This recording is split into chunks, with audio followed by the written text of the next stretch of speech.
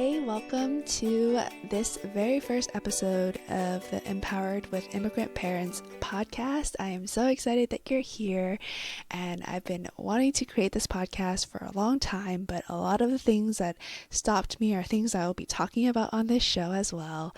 This imposter syndrome, fear of showing up, and shame and guilt and all of that in later episodes. But anyway, I'm glad that you're here. So a quick rundown of what's going to happen. I am going to give you a little information about the podcast, what to expect, where I came up with this idea for this podcast, and how it can be beneficial to you, and where you can reach me if you want to suggest any topics or any guests on this show, because I am so looking forward to interviewing more and more adults with immigrant parents so that you can hear their stories and find actionable tips from their stories as well, so that you can start to unlock your fullest potential. And I also want to leave you with 5 affirmations that I find has been repeatedly important to tell adults with immigrant parents that I have worked with. And I hope that you can refer back to those affirmations when you're feeling a little bit like you need a little pep talk. So let's get started. As an adult with immigrant parents, I feel like a lot of the experiences with navigating life with immigrant parents and living in a whole nother country with different expectations, ideas, and behaviors weren't talked about so much when I was growing up. It's much more prominent now, especially in 2025, with a lot more Asian presence and immigrant stories and backgrounds in social media, TV, shows, and movies. But I still think that there's so much that's not talked about, right? Because especially with a lot of these stories being so new in mainstream media, we only get to touch the surface, and there's so much depth into what adults with immigrant parents go through that isn't talked about. And I hope that this show really provides you with some validation, support, community. I also have an email community that you can join at heyallisonlee.com and get a sense of community if you want that. I send out a weekly email where there's also relatable stories and tips and tools and things like that. But anyway, I wanted to create this space for more adults with immigrant parents to not feel alone and not feel so much potential shame or guilt or fear in having some of these thoughts and some of these experiences or talking about them, because that's something that I also personally experienced, where a lot of the stuff isn't talked about, and then we as adults with immigrant parents tend to internalize, which means we bring it back into ourselves and we blame ourselves and we think that we're the problem, when really a lot of these experiences are so universal yet unique in their own ways, of course. So hopefully this show will give you a sense of validation, support, community, and a place to just feel a little bit more understood, especially if you're not sharing some of the experiences that you're having with people around you for whatever reason, or if other people don't seem to understand. As I mentioned, I also have my own personal experience being an adult with immigrant parents, or a child with immigrant parents too. It was tough. It's tough being the translator, the form filler, the person who felt responsible for some decisions even at a young age, right? I have an older sister, so she shared a lot of these experiences as well, and I would imagine differently than I did, just as it may be different for you. But the themes and the patterns are just so prominent, and it still impacts me today. And just to let you know, the work that I do is ongoing. I've been able to set boundaries and communicate more and really show up on a podcast, which I've never thought I would do, and share a little bit more about my stories, be vulnerable, and connect with people in ways that I haven't ever thought was possible because of the way that I grew up, where it was kind of like, keep it inside the house, don't talk negatively about people even though I wasn't, and to just suck it up and deal with it. So it's been a long road for me. And I can only imagine for people who don't have the platforms or space to kind of talk about these things or hear about them, it can be so beneficial to have this. So I hope this really helps. And just to reiterate the point of us being humans, of me being human, you being human, that everything is changing all the time, right? So even as we're learning new skills, new scenarios, situations, and challenges come up, so we get challenged and we have to adapt. So even if we've learned a skill a long time ago, applying it to a different situation could be difficult or just, not the same. And hopefully, as you hear stories on here and as we're learning these tips and tools, you can see how they are adaptable to different situations, and nothing is a one size fit all.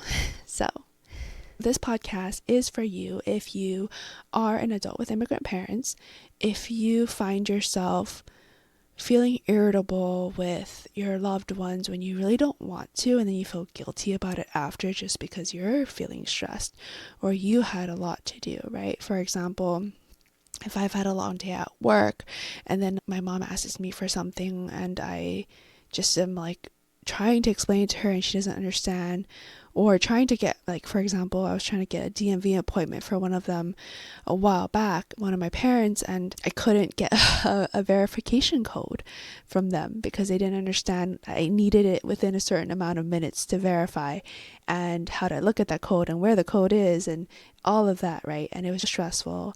Then I ended up feeling like bad for being mean or being impatient with them as they were trying to figure this out, even though this is challenging for them in their own right. So then I felt like a bad person and I felt like, oh, I should know better. And I had all this negative self-talk. And that's just a teeny tiny example of what I'm talking about. But a lot of this could be happening in so many scenarios and more dire situations or more sensitive topics as well. So if that is you, if you ever feel like, oh, I feel guilty, I don't feel like I'm doing enough, like, this is for you. This podcast would be helpful for you to really hear and learn different ways that people navigate that, different tools and options that you may have to approach this.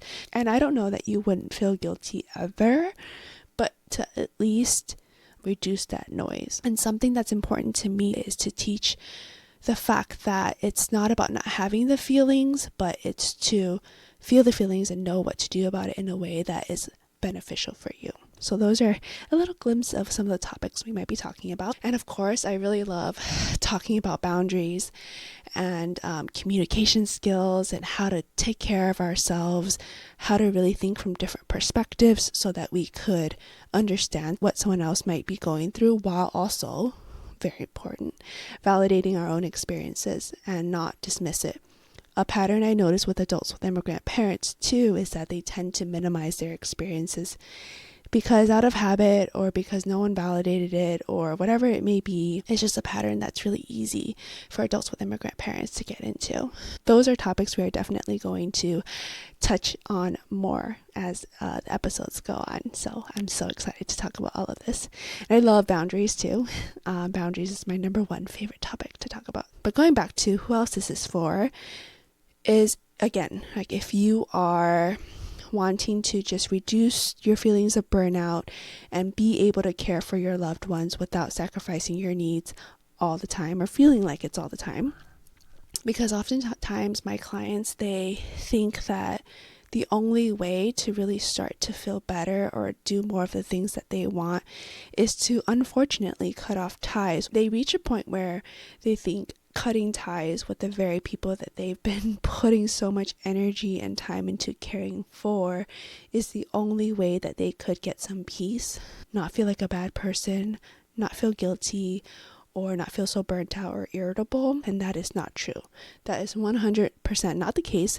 Now, of course, there's also always a time and a place to be cutting people off, but having tools could help you set those boundaries, communicate those needs, and feel better about the interactions. So that's also my hope for you, that you start to feel more empowered, to have more options, and know that there are alternatives to what may be going on if you want to pick it, right? Obviously, everything is always up to you, and no one can force you to do anything, and it'll be options that you can choose from. A little bit about me before I get into some of the other topics we'll be talking about, and leaving you with the affirmations for today. I am Chinese Vietnamese, so I was born in the US. I was born in Southern California. I'm still living here. My parents are from Vietnam. I grew up thinking I was just Vietnamese. Actually, I grew up thinking I was half-half. I was half Vietnamese and half Chu Chow. And it wasn't until I went to college, I took an Asian American course, and they asked me to ask about my family's background. It wasn't until then that I found out I was actually fully just Chinese, but I spoke Vietnamese. My parents also spoke Chu Chow, but I didn't. I mean, I know basic stuff like, how are you? No, thank you. Where's the bathroom? Did you eat yet? Right? Important words like that. But I didn't speak it. My sister and I always joked about my parents saving that language so they could talk about us behind our backs. But we understood the bad stuff, you know. Anyway, so I didn't know I was actually fully Chinese until I was in college, which maybe another topic we'll talk about later. How can we find out a little bit more about our family history and all of that? I really wouldn't have gotten to where I am having a master's degree, college degree, a life that I am fully enjoying, and just like a lot of options. I got to study abroad. I got to, live in the dorms and have all these experiences. I had jobs since I was freshman year, so however old you are then, without teachers and support systems and counselors and resources that were available to me. So I know I'm very fortunate in that way, where I had very, very influential people in my life that showed me other options that were available to me. And that really inspired me to get into the field of giving back and mentoring, providing therapy, teaching, coaching other people who may just not know that they have options for other things in their life. And that's really fueled me throughout my whole life, and wanting to give back and just wanting to support people. In my therapy practice also, I worked with a lot of adults with immigrant parents, a lot of individuals with immigrant backgrounds, and in other capacities too, as a case manager and whatnot. And that's how I got into where I am today. In this podcast, this is not therapy. If ever you do need therapy or want medical or mental health services, please reach out to your local providers.